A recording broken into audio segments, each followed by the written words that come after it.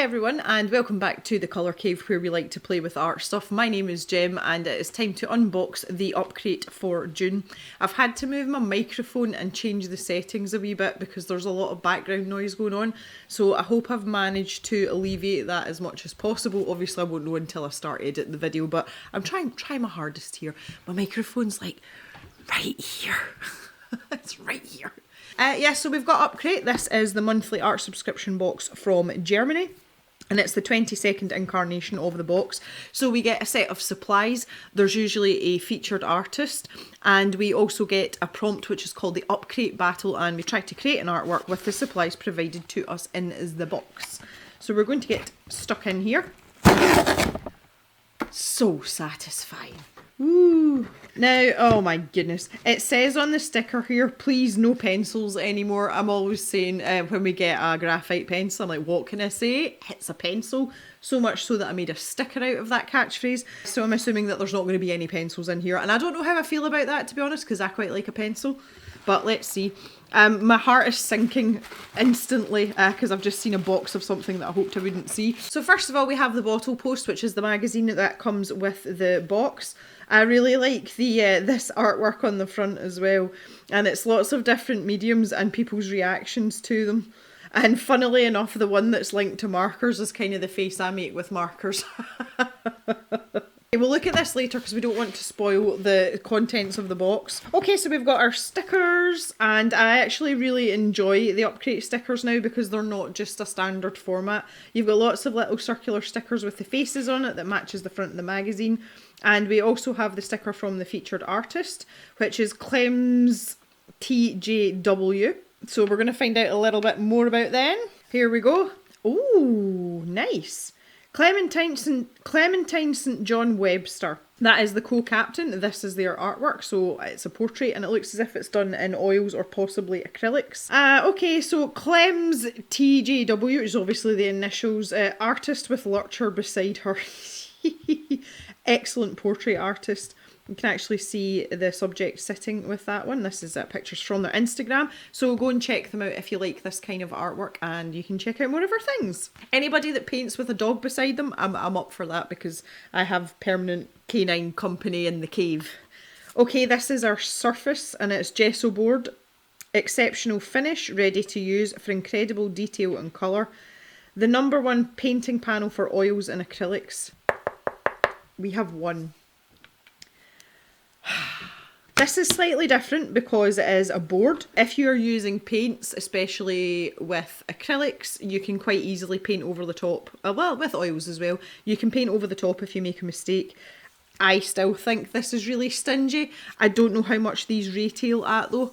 We will find that out in due course because it feels pretty solid and it's quite heavy as well, which leads me to think it might be quite expensive. It's 13 by 18, so it's not even A5, it's pretty small. Again, I kind of griped about that last month with Upcrate as well because they gave us 3 sheets of paper. You know, because it wasn't even 3, it was 2 sheets of paper. I'd have been happy with 3, but they didn't give us 3. So the next thing that's kind of making my heart sink is we have got markers. Spectrum Noir sampler pack. So we've got an aqua marker, which is one of the water soluble ones. We've got an illustrator marker, which is a dual tip brush, a dual tip marker, sorry, and one end's a brush. And then the classic markers are the dual tip, so you've got a chisel nib and a bullet nib. So let's have a little look in these. I like the way they're packaged. This is pretty smart. 2 of these are alcohol based, one is water based. They have this very, this is like their standard hexagonal barrel. And we have a pink fuchsia. So this is the classic marker. So as I said, it's got this bullet tip on it. And it's also got this chunky monkey chisel nib on, which I've never really found a use for, to be honest. But you know, okay, I'm just not very good with it, that's all. So the illustrator marker is the same sort of idea, obviously different barrel colour to help you tell the difference. And you've got the same type of nib, except it's slightly finer, so that's your little bullet nib. That's quite good for detail because it's teeny weeny weeny. And we've got this brush tip as well. From what I remember, these are fairly flexible. It's been a while since I've used one of these, so it's actually quite good to jog my memory to go back over and do stuff like that. And then we have the aqua markers. So we've got a very, very fine tip. What I would describe as like almost like a felt tip nib on one end. And then on the other end we've got this brush marker as well, and this is where the mixing with water is super duper. It really is. So quite an interesting set of markers there. Markers aren't really my thing. I'm a little bit more excited because we've got the aqua marker, but we do only have it in aquamarine. So let's see what else is in here. There's other things in here. There's other things. Ha! We've got a Talons palette. It's made of metal. Now, what I find interesting about this, I'm just putting my thumb through this. This looks as if it's actually designed for left-handed people.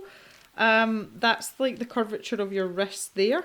I suppose it doesn't really matter, but if I was painting, obviously my palette would be in this hand. Ooh, my thumb looks really weird. It looks like a big fat sausage fingers. But that would be quite natural to me. But I don't know. I suppose having it down there wouldn't make any difference if you're right-handed. It's ambidextrous, but it's just quite an interesting shape. And it seems to me that it fits better in... I don't know, actually. I don't know. We've got a sheet of gauze or muslin. I don't know what they're expecting us to do with that. Whether they're expecting us to strain paint with it or to paint on it. And we have some paint brushes. Okay, we have a Lineo number 1 detail brush. This is a weeny brush. Oh, look at that. I love a weeny brush. So we've got it looks like synthetic bristles as well. So that's all good and well. But we've also got an Upcrate. Oh, this is the same company. This is the Italian company from last month. And I wasn't impressed with their brush. They've given us a filbert brush this time. I love the handles on these though. They're so pretty.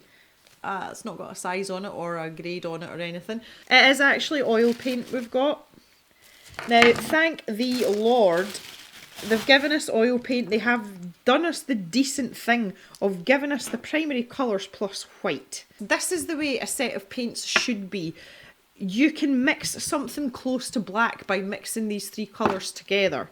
You won't get a perfect black, but you will get something that looks like black by mixing them together. And with the addition of white, it gives you so much scope. I am super pleased at the colour selection. It's about time, and I'm glad that a subscription box somewhere has been sensible, especially in oils, because it's something that is quite specialist. And it's not a sort of thing you can dip in and out of. You know, there's a lot of cleaning up and blah, blah, blah. So these are the Van Gogh oil colours. I've had water mixable oils before, and I'm pretty sure they were Van Gogh ones, and they were good. I liked them. I have done a little bit of oil painting myself now. I've done a few Bob Ross tutorials, which are always fun. So I'm a little bit more confident about this. And I'll be interested to see how this paint compares. I've tried the Winsor & Newton Winton paints, which is a student grade oil paint from Winsor & Newton. And I've also tried the Bob Ross paints, which are a very specific consistency for that wet oil painting style. So I'll be interested to try these out and just have a little bit of a comparison. So let's take a look in the magazine. I'm kind of intrigued by some of this now. The things that are getting to me are like this palette thing. I just don't know about this at all. I don't think I'll be using it, but yeah. And we've got markers as well. Are you really going to use markers and oil paints together? How's that going to work? Can you see why I'm confused here? And the fact that we've got this one board and then this flap of linen or muslin or whatever it is, I am suitably confused. Aye, art crew. Art supplies, let's talk about them. So we're talking about the paint first. Buttery consistency, colour strength, uniform gloss.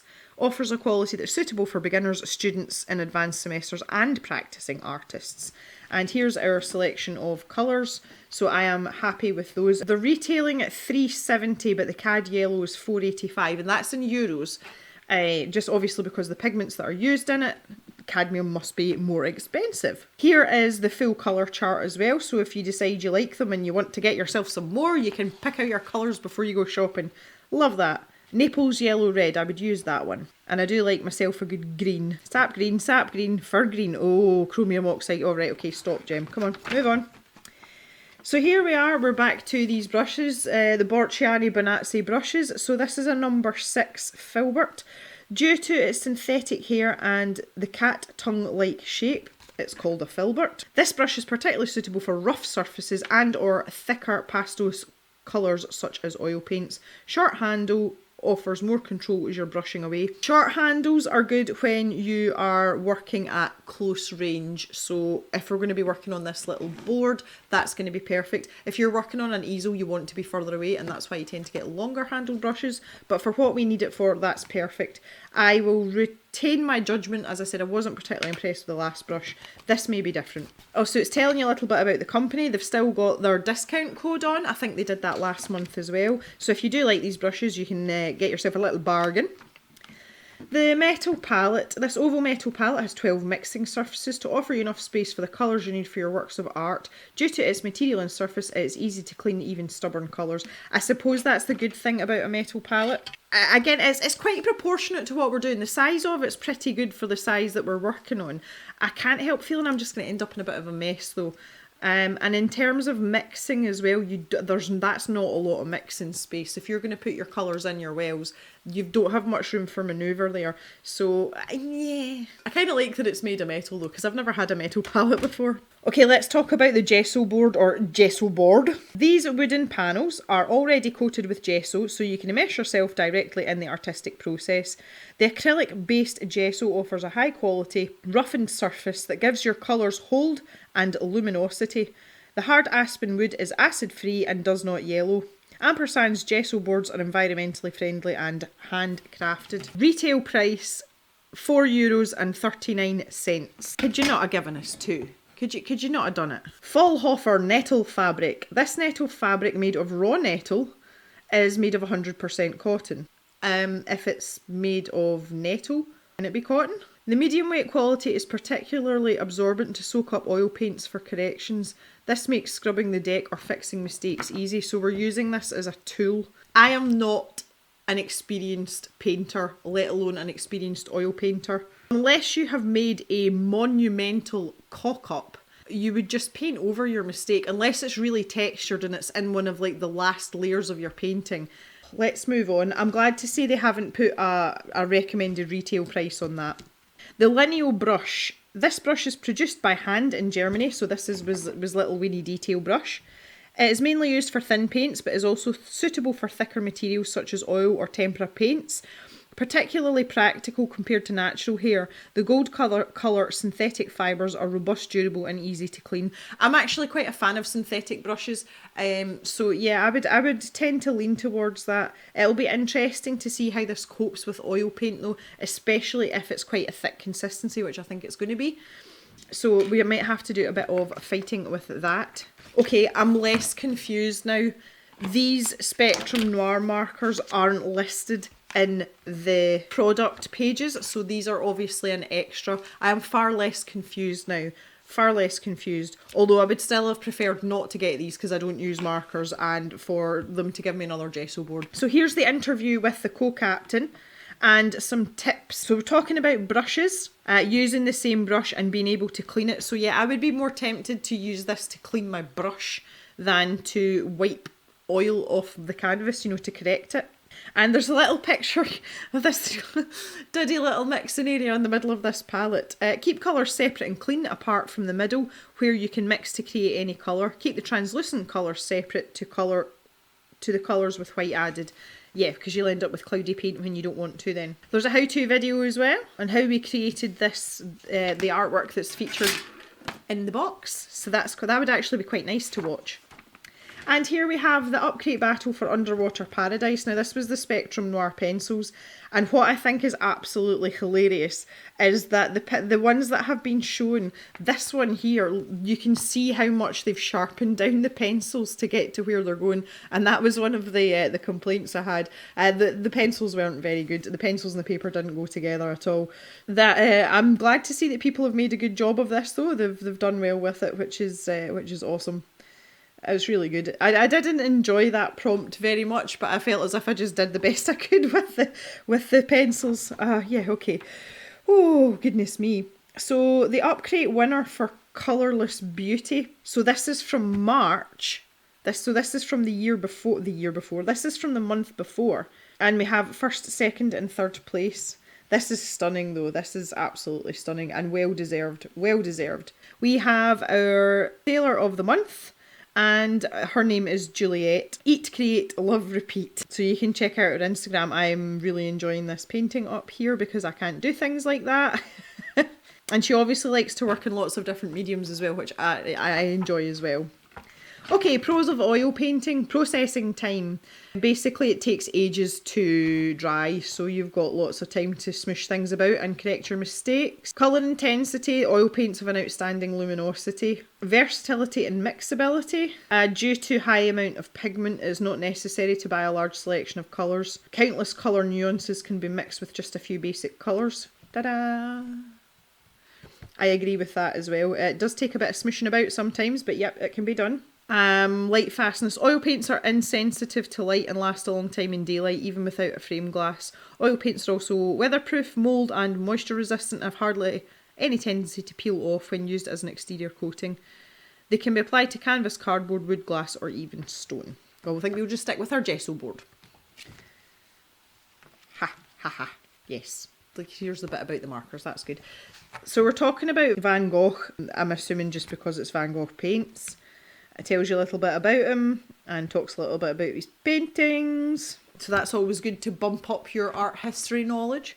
And yeah, okay, so the Spectrum Noir gift. Oh, this is interesting. Here we go. In the April box, which was the pencils that we were just talking about, that the gallery's there for, a few of you encountered some problems with the coloured pencil set of Spectrum Noir. These colour pencils are a premium artist quality with a highly pigmented wax core that does not hold any of the low-grade filler materials, which is an indicator of very good core quality. Disagree entirely. However, this means they can be a little volatile during a bumpy transport. Some of the highly pigmented leads may have broken, but this is okay as really high quality wax and cores can be fixed. We have put together a video with tips to solve this problem. Together with Spectrum Noir, we would like to apologise for this and have included a selection of markers to this box to demonstrate our commitment to high quality and compensate for any inconveniences this might have caused. We hope you enjoy your new Spectrum Noir markers. Right.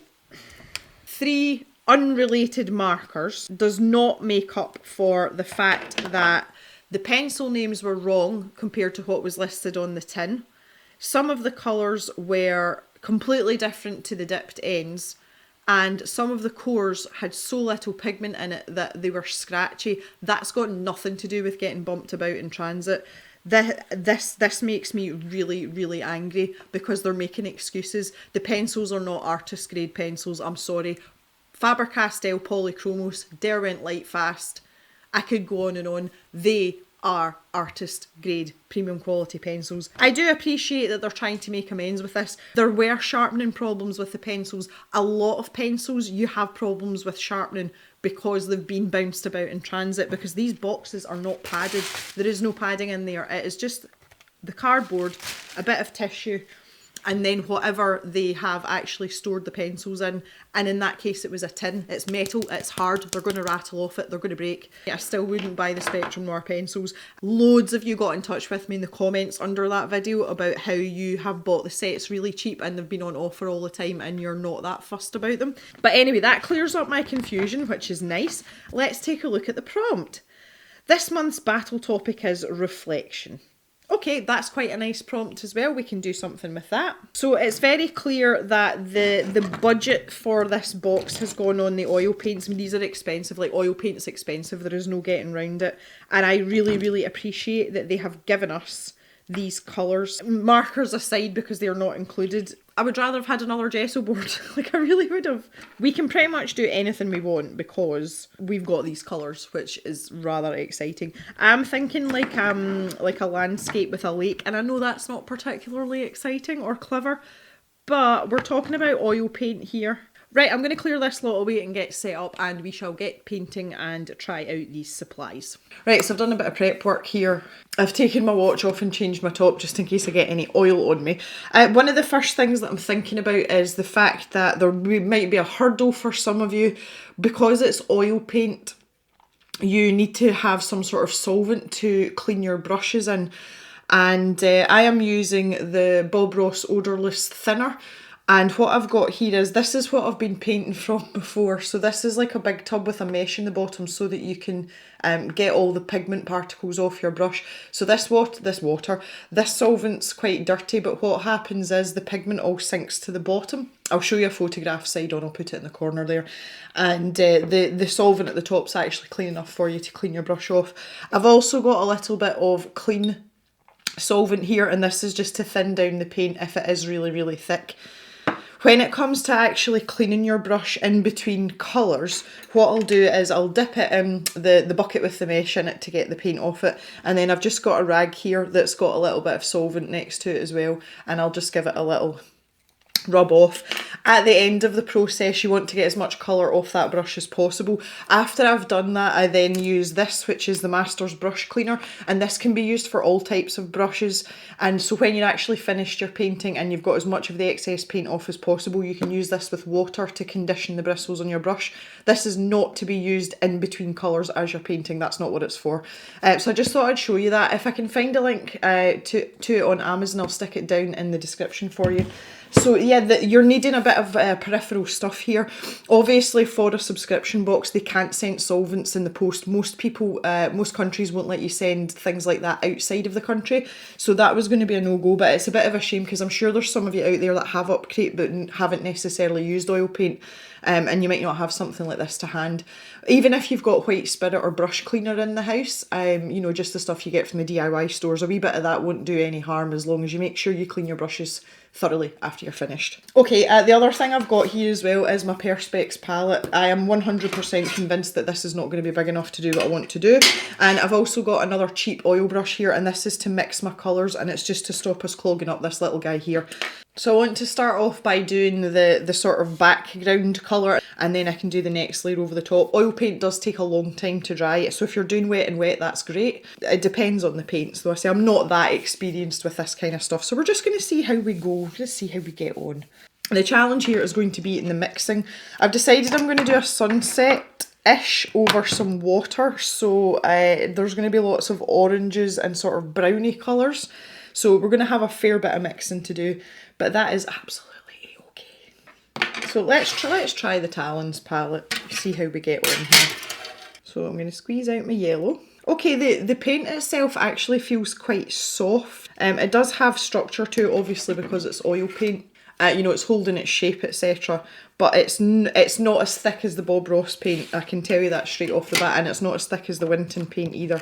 Okay, so I want to mix a little bit of orange up. I would use a palette knife, but I don't think I've got one small enough here to do this, so which is why I'm using this brush. The paint's mixing really well, and it is really, really pigmented, goodness me. Now, there's a theory in oil painting called fat over lean, which means you want your more diluted oil paint on the bottom, and it means that subsequent layers of paint that are going to have more oil in them than thinner will stick to what you've got down previously. I hope that makes sense. I just want to see how this brush is going to go. So we'll start with a horizon line here. And instantly, like, there's just not enough paint. It's just not enough paint. So not good at gauging these things at all.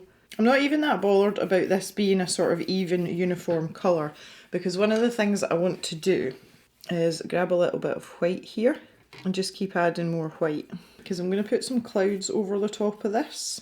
So I'm more or less out of mixing space already, as you can see, which was kind of what I thought was going to happen, to be honest. So yeah, I am enjoying the gesso board. Feels lovely. It feels really nice. So I'm quite happy about that. Feels good.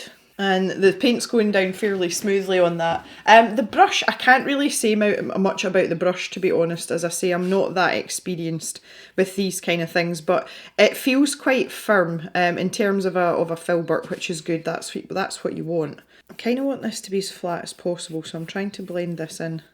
Okay, that's fairly good. I'm fairly happy with that. But there's going to be a reflection, so this is like obviously the horizon, and there's going to be a bit of reflection here, so that roughly this shade, I'm just going to kind of patch in an area here.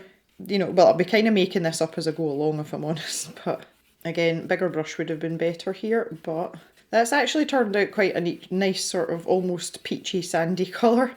I'll take that down to about there. So I've just got a wee bit of solvent mixed in with this to make it a wee bit more liquid. I'm just going to mix these two together now. Yeah, it feels weird doing this on like a gesso board because I've only ever used oil on canvas. And I have to say, this is very pleasant. Gonna have to give my desk a good old clean after this. So not cleaning my brush, so I've still got the remnants of this paler colour on. And I'm just going to mix this in here. Again, see, because it's the background layer, it's not that important. For those of you that paint in oils, you'll probably like say the complete opposite of everything I've mentioned. But as I say, I'm just going with what I know so far, which to be fair with oils isn't very much. I kind of like the freedom that you've got with oils to just sort of dip in and out and things, and you know, and you can kind of like blend things out till your heart's content. I really like that about oil. I just find that acrylic is a less messy, slightly more user-friendly way of doing it than with oils. So the cleanup's a lot better as well. So I'm just using up the last of what I've got here. I'll maybe scoop up a little bit more of that red in there. I'm determined to stick to using this palette as much as possible and not using the big palette if I can help it. Say after I've done this section, I can actually clean this off. You know, I can clean this middle section off. What that does pose a problem with is if you want to adjust something later on, you're back to having to mix again, because obviously you've cleaned it off and you can't always get the exact same shade that you did before, you know, unless you're going to do it with like military precision. It can be very difficult, and again I think that's something that comes with experience. Obviously you'll get better at that as you go along. I am not a painter, so you know, doing my best here though, doing my best. Do feel as if I could have had a slightly bigger brush for this. But you can, especially with the subscription boxes, you know, they can't be giving you, because oil paint's expensive, they're not going to be able to give you, you know, 4 or 5 different sizes of brush. I always think it's quite brave when subscription boxes give you oil paints. I think that the last time it was Scrawler Box did a really good job and they gave us the water mixable ones, and they're really good because obviously it makes it more accessible to people, especially if you have sensitivities to things like solvents or smells like me. I absolutely hate chemically smells. I want to mix a tiny bit of like a very, very pale blue, so it's going to be like microscopic. So I think I'm going to do this with this little filbert brush, and I'll do it in here. So I'm going to need a lot of white and like literally just a tickle of the blue. That's still too blue. Oh no, actually that might okay. That might be okay. One of the things I really like about this and acrylics is when I mix the colours, I actually don't mix them fully together to get a uniform colour. I actually quite like the sort of marbled mix of whatever it is you've got. I really like that. So that's one of the things I'm really enjoying about it. So I just want this tiny little hint of blue in here, like the smallest smidgy widget of blue. So that's going to be reflected down in here somewhere. So this is me, I'm thinking about reflections already, and some of this is going to obviously translate down here.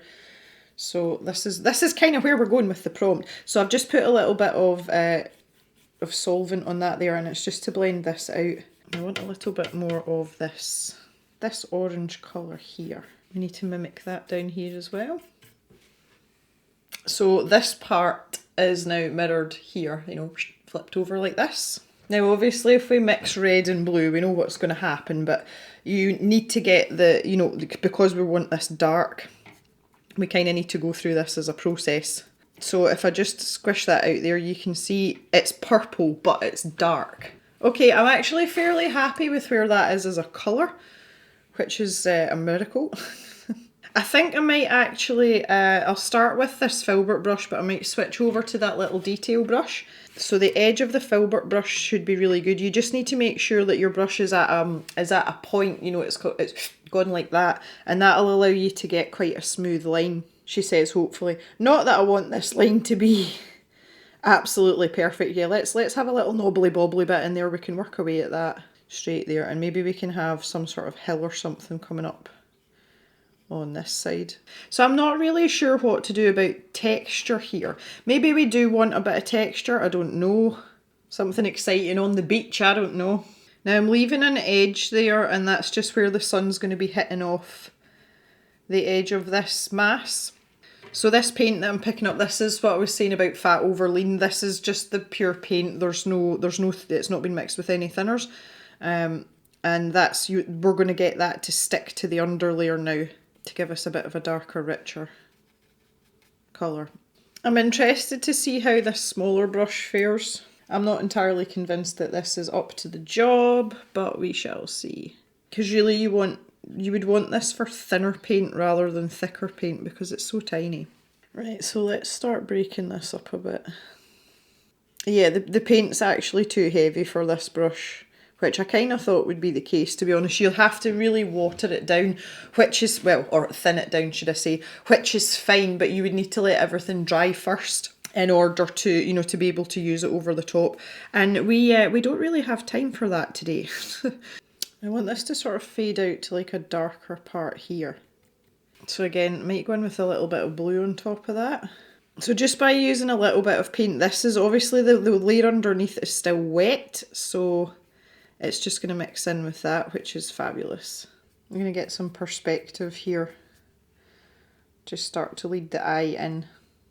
Okay, so now I'm going to take a clean brush and just take off as much of that as I can, because I just want to very gently blend this. So I'm just like, tickling the board and no more. Okay, so with what's here now, I'm just going to keep going with what I've got. I want to make this more orangey now, and this is for like a bank of clouds up the top here, because although this looks very pretty, you know, the sky looks pretty and all the rest of it, it's pretty boring. So I'm going to grab my yellow, what's left of it.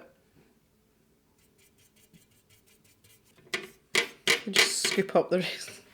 There, that's a bit orangey-er. Okay, scratch this. I need to start afresh because this is not working for me. I'm going to move this up out the way and I'm going to bring the big boy in. So I'm going to get my, I don't even know what colour this is. Madder Lake Deep and my Cadmium Yellow Light, and we will put them.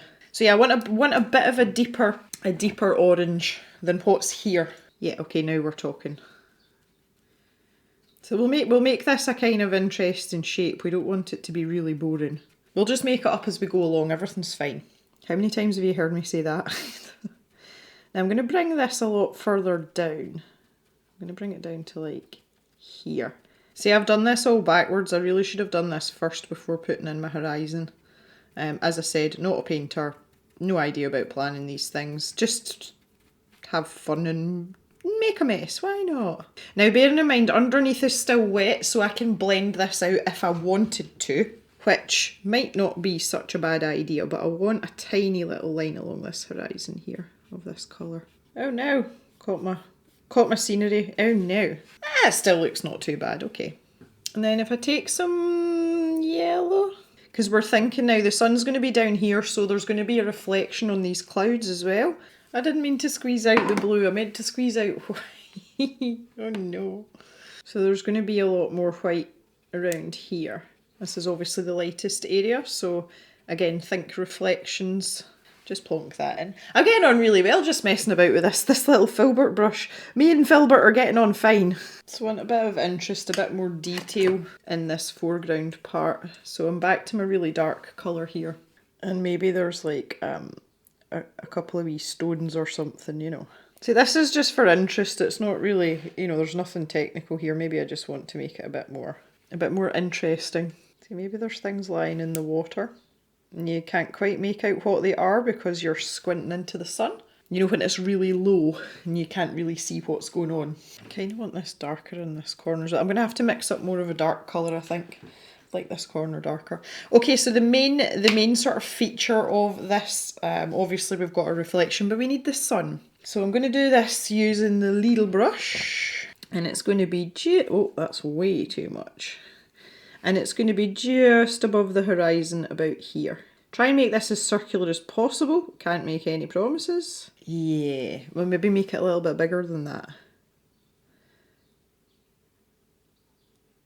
Now, I feel as if we need to have something coming off this because obviously it's still shedding light, isn't it? So maybe we need to add in a little bit of, again, I should have done this before I put the sun in. This is what I'm saying, guys, like absolutely not a painter. I'm thinking, the thing is, I'm okay when I'm doing an acrylic, but I seem to be thinking backwards rather than, you know, you're supposed to think about the back layer first and then work your way forwards. And clearly, I think just because I'm making this up as I go along as well, you know, I've not, I didn't really have a vision for what this was going to look like, so I think that's maybe got a lot to do with it too. But let's chuck down some of some of that. And let's get, like, we need white, come on Gem. And we'll plonk some white round about that. Just need to blend this in a little bit now. Now with my filbert, which should be, I was going to say should be clean and dry, it's not, it's covered in the dark colour, well done Gem. Now I'm hoping that this is going to soften out okay. If I just blend it very lightly. See, the brush is clean, it's quite dry. Yeah, so I want this top part here, I'll just want a little bit more contrast in some of the areas of this sky, and I want this part darker down here. So the stuff that was on the Talons palette, that's kind of mixed with orange anyway, which is good for up here. So I'm just going to pop a little bit of that in and kind of like blend it in. Just in patches, just to make this sky area a little bit less uniform, because obviously there's going to be a lot of shadows and everything cast as well. In the cloud formations, so if we just kind of hint at that in certain places, so I mean, it's just bringing a little bit more depth to what we're doing, and all I'm doing is reusing paint that we've already used. But in something like this, it's always nice to go back to what you've already mixed, because it helps keep the piece together. You know, you've not got loads of different colours. So my outlier colour here is obviously the blue, because it isn't anywhere else, but that's part of the illusion of the reflection. So everywhere else, it's good to reuse colours. You know, everything, the sky doesn't always have to be blue, the grass doesn't always have to be green kind of thing as well. I mean, we're using an outrageous shade of red and blue in here, but okay, I'm actually pretty happy with that. I'm pretty happy with that. Down in this corner here, I'm not really sure what I'm going to do about this, because I don't have enough paint to really do anything special with this, you know, to really darken it down anymore. I'm reluctant to stick blue in, but as I say that, I'm going to do it anyway. Oh my goodness. I'll say we'll mix it in with what's there, and we'll grab a little bit of this red as well that's floating about. Do I actually not have any more red squished out anywhere? I don't, my goodness. I'm glad that my prediction about palette space was right. I don't want to get rid of any colours I've already mixed in case I want to go back to them, and I've just proven my point with this dark colour. So a palette of that size is not, well, for me anyway. I'd love to hear from people that actually oil paint, and please tell me your thoughts on that, because I just feel like it's very restrictive, and it's like, well, what if I need this again? Maybe that's an inexperience and an insecurity thing, though. There's every possibility that that is the case. I might just make this into a rock here, you know that. Okay, let's just do that. Let balls to it. Oh, excuse me. So we'll try and keep some texture. We might as well, seeing as we're here. Right, now the final and most important part is the final reflection, which, oh, I've just dropped a paintbrush in them, is the reflection of the sun. So that needs to be in here. And you can see I've strategically left a place in the middle there for that very purpose. I'm going to hope that this works. I just want to distort it slightly, like that. And then what's going to happen is, if I take some clean solvent on the end of my brush, so I've dipped that in, and if I just pull out these edges, you know, so that it looks as if it's... Now I'm going to have a little bit more yellow, because again, it is going to be a proper reflection, so we need to get some yellow in there as well. So I'm kind of going to do this sparingly, but use the same sort of idea, just to make this, got this area in between these rocks as well. I'll zoom in a wee bit. I've been awfully far away when I've been doing this, but it's so I can show you what I'm mixing as well. So yeah, same thing again, and just blend that out round the edges. There we go. Right, do you know what? I'm happy with that. There we go. All right, okay, I'm going to call it done at that. Kind of running out of time. I wasn't really expecting to do this all in one sitting, but it's happened and it's worked, and I am quite the thing about it. So I'll sign this once I'm finished. I'll wait until this dries a bit, and I'll probably sign it in yellow or orange or something down there. Yeah, right, really interesting box. Just want to talk about the supplies a little bit more. The gesso board is an absolute delight. I've really enjoyed working on it. Again, I don't have a lot of things to compare to, so I wouldn't trust my opinion on especially like things like oils, because I say my experience is very limited, but it was certainly pleasant to work with, there's no doubt about that. I didn't feel as if I was fighting with any of the supplies. The oil paint's really nice and it's a really nice consistency. I find it better than the Winton paints. It's a bit easier to work with. You can't really compare them to the Bob Ross paints because they are a specific formula that's very rigid, and that's meant to be mixed in with the liquid white that you start with on those paintings. So I think it's unfair to compare them. But I've certainly had a very pleasant experience. Mixing was easy. I didn't have any problems with load on the brush as well. Sometimes if oil paint's really thick and you don't want to thin it down, it kind of like clods onto your brush. No problems with that either, other than anything that was operator error. So overall, I think they're great. Look at the colours though. Look at the colours. They're lovely. They're absolutely amazing. And I'm so glad that they gave us like the proper set of primaries in a white. That was the best thing that they could have done. The Talons palette, it's just too small for my liking. I might be a messy mixer. It might be because I'm inexperienced, but I need space to mix. And as I say, I'm very reluctant to wipe away anything I've mixed before in case I want to go in and start tweaking things. So those are my thoughts. The brushes, this Filbert brush did really well. I was really surprised with it. I wasn't so sure that it was going to hold up to anything, but I ended up doing the bulk of the painting with it, so that's got, you know, that's to be taken into consideration. The little brush is probably just a little bit too fine, if I'm honest. I think I would want something a bit more rigid because it is quite a soft brush. That's a bit of a shame, but it still did the job. Like, you know, I still managed to get a few bits and bobs in there, so I can't really complain. So I would love to know your thoughts on the box. I would love to know your thoughts on the painting as well, or if you've got plans for your own painting. I have had an incredibly good time this afternoon, so I want to thank you very much for watching, everyone. You can stick a comment if you've got anything to say down below, and we will see you back in the cave really soon for another video. So have a good day, everyone, and bye bye for now.